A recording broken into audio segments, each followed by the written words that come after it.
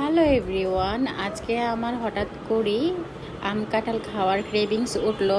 ভাবলাম সিজন যেহেতু চলে যাচ্ছে লাস্টের দিকে, তাই ঘরোয়াভাবে তৈরি করে ফেলি। আমি বরাবরই এইভাবে খেয়ে থাকি, আমার এইভাবে খেতে অনেক বেশি ভালো লাগে। আজকে আমি ওইটাই আপনাদের কাছে শেয়ার করছি যেভাবে আমি খেয়ে থাকি। এখানে প্রথমে আমি গরুর দুধ ফুটিয়ে নিয়েছি, এখান থেকে আমি জাস্ট 1 গ্লাস দুধ আলাদা করে নিয়েছি। আর এইখানে আমি চিড়া ধুয়ে নিয়েছি, সাথে এখানে আম নিয়েছি, আর এখানে কাঁঠালও নিয়েছি। আজকে সব কিছুই বাজার থেকে কিনে আনা হয়েছে এগুলা।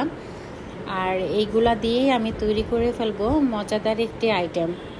আর সাথে একটু লবণ নিয়েছি, যেহেতু চিড়া দিয়েছি তাই একটু লবণ দিতে হবে, তাহলে কিন্তু খাবারের স্বাদটা আরও বেশি বেড়ে যাবে। আর সাথে এখানে মুড়িও রেখেছি। এখন আমি একটা পাত্র নিয়েছি, যে কোনো একটা বল টাইপের কিছু নিলে হবে। এখানে আমি সব কিছু একসাথে দিয়ে দিয়ে পার্ট বাই পার্ট সাজাবো। ফার্স্টে এখানে চিড়া দিয়ে দিয়েছি। চিড়া দেওয়ার পরে এখানে আমি 2টা আম দিয়ে দিয়েছি।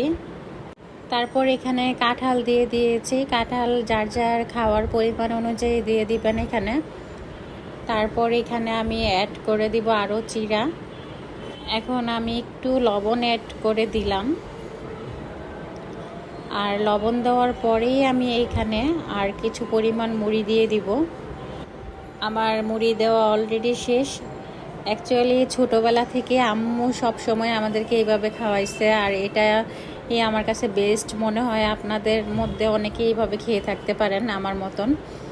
আর এখানে লাস্টের দিকে আমি দুধটা অ্যাড করলাম। এখন সব কিছু একসাথে আমি মিশিয়ে নিব আর মিশিয়ে খাওয়া শুরু করে দিব। এখানে আমটাকে কষলিয়ে একবারে নরম করে ফেলতে হবে, আর আমের বিচিটা ফেলে দিতে হবে, দিয়ে সব কিছু একসাথে নিয়ে নিয়ে খেতে হবে মিক্স করে। এটা খেতে খুবই মজা। তো আম কাঁঠালের সিজন শেষ হওয়ার আগে এভাবে একবার খেয়ে ট্রাই করে দেখতে পারেন।